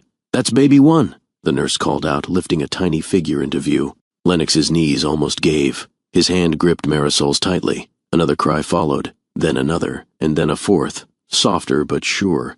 Each sound struck like thunder, shaking the silence into pieces. Tears poured down Marisol's cheeks. They're here. Lennox bent down and kissed her forehead. You did it. No, she whispered. We did. The next few hours passed in quiet celebration. One by one, the babies were swaddled and brought over. 2 girls, 2 boys, tiny bodies, soft sighs, wrinkled fingers, curling instinctively. Marisol held one daughter against her chest, eyes locked on the baby's face as if memorizing her features by touch alone. Lennox held the other 3 in turns, overwhelmed, heart thunderstruck. At one point he stood in the corner, cradling the smallest of the boys, rocking gently as tears streamed silently down his cheeks. He whispered promises, each one simple, sacred. I'll protect you. I'll be better for you. I'll love you forever. By late afternoon, the new family was settled in a private recovery suite. Marisol lay in bed, glowing with exhaustion.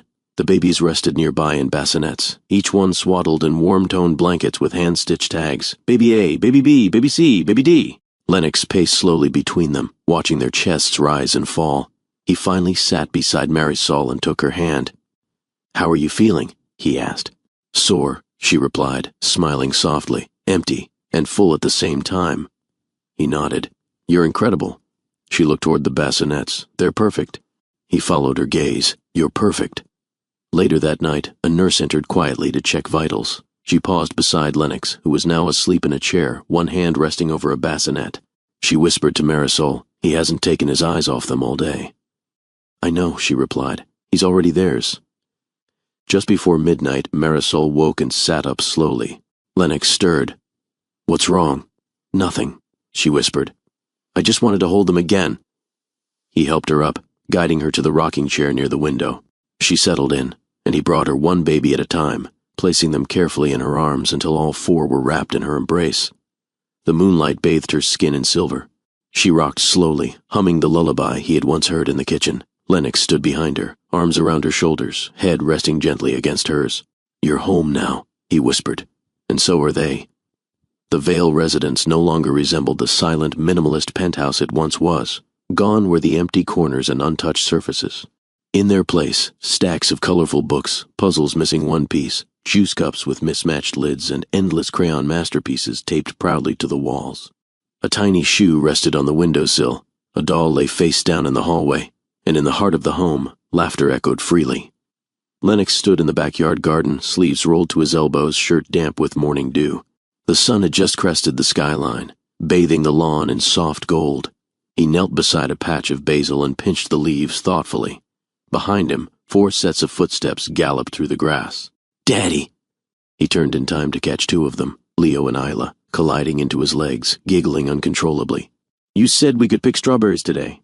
Isla squealed. "We did, and we will," he said, lifting them effortlessly, 1 on each arm. "Only if you ask nicely." A voice chimed from behind. Marisol appeared in the doorway, holding a small basket and smiling. Her soft yellow dress fluttered in the breeze, her curls bouncing as she descended the steps. She'd braided tiny flowers into the strands, just like she used to as a child. James and Lucia trailed behind her, dragging a red wagon. Lennox set the twins down and opened his arms as the rest of his children tackled him. "Where's my thank you kiss?" he teased. They lined up dramatically, each pressing a tiny kiss to his cheek, giggling as they left invisible lipstick smudges from their play makeup set. "You've corrupted them," he whispered to Marisol, grinning. "They were born perfect," she replied, leaning in to kiss his temple.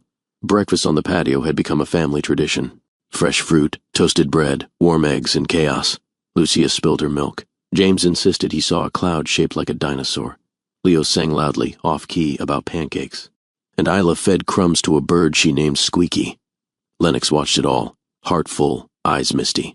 5 years ago he wouldn't have believed this life could ever be his. He reached across the table for Marisol's hand and squeezed. She smiled. "You're thinking again. Always good thoughts? The best?" That afternoon, while the children played on the rug surrounded by blocks and plush animals, Lennox and Marisol sat together by the fireplace. She reached into a drawer and pulled out a sealed envelope. It came. He turned toward her, immediately alert. "The results?" She nodded. He opened it carefully, hands steady but heart racing. He read the letter slowly, then again, silently mouthing the words. "You did it," he said. Marisol nodded, lips trembling. "I passed. You're certified." "I'm a therapist. You earned this," he whispered. "You gave everything to everyone else, and now you finally gave something to yourself. You made me believe I could again," she said. "No," he said, pulling back to look at her. "You believed first. I just stood beside you." That evening, as twilight folded over the city, they walked hand in hand through the neighborhood, the quadruplets skipping ahead, pointing at windows filled with fairy lights and waving at passers-by. A neighbor smiled and whispered to her partner, "That's the tech guy, right? And his wife?" Marisol didn't hear, but Lennox did, and for the first time he didn't care how people saw him. He looked at Marisol, who once sang lullabies in his kitchen, who once breathed him back to life, and felt the most profound sense of gratitude. He wasn't a CEO with a legacy. He was a husband, a father, a man reborn. Back home, bedtime was a dance of stuffed animals, missing blankets, and stories half told. Marisol read to the girls, while Lennox took the boys through their rocket ship tuck-in routine. 5, 4, 3, 2, James giggled. 1, blast off into dreamland. They settled, finally, breathing slow and steady, each in their own bed beneath glow-in-the-dark stars on the ceiling. In the doorway, Lennox and Marisol stood quietly, side by side. "They're getting so big," he whispered. "They're getting louder," she teased. He chuckled. "I love it." She leaned her head on his shoulder. "So do I." Later, in the living room, Lennox lit a single candle and poured 2 glasses of wine. They curled together on the couch, wrapped in their familiar wool blanket, surrounded by echoes of the life they built. "You remember what you asked me that first night we danced?" Marisol asked. He nodded. "If you'd dance with me even if no one else was watching." "Well," she said, lifting her glass, "they've all been watching now." They toasted, not to the past, not to what they overcame, but to the now, to the messy floors and laughter-soaked walls, to 4 children who arrived when hope seemed distant, to love that healed what power never could, to a woman who once saved a man and then showed him how to live. Sometimes life begins the moment everything else nearly ends. Lennox Vale, a man once defined by silence and spreadsheets, found his pulse in the hands of a woman he never truly saw, until she saved him. Marisol never asked for recognition. She never needed a stage. All she ever wanted was to matter, and somehow she became the reason a broken man learned to love, to live, and to believe again. Together they raised 4 children not just in a home, but in the rhythm of grace, honesty, and second chances. Their love wasn't loud. It didn't seek attention. But it changed everything, and that was more than enough. "Before you go, I want to ask you something personal. Have you ever overlooked someone who ended up changing your life? This story wasn't just about romance. It was about rediscovery, about the quiet miracle of being seen, not for what you do, but for who you are. If Lennox and Marisol's journey moved you, if it reminded you that healing is possible, that love doesn't always arrive with a grand entrance but sometimes through a gentle whisper, then don't leave without showing some love. Drop a comment below. What part of their story touched you the most? Hit like if you believe in second chances. And please, share this video with someone who needs hope today. Because sometimes all it takes is one story ... to remind someone that they still matter.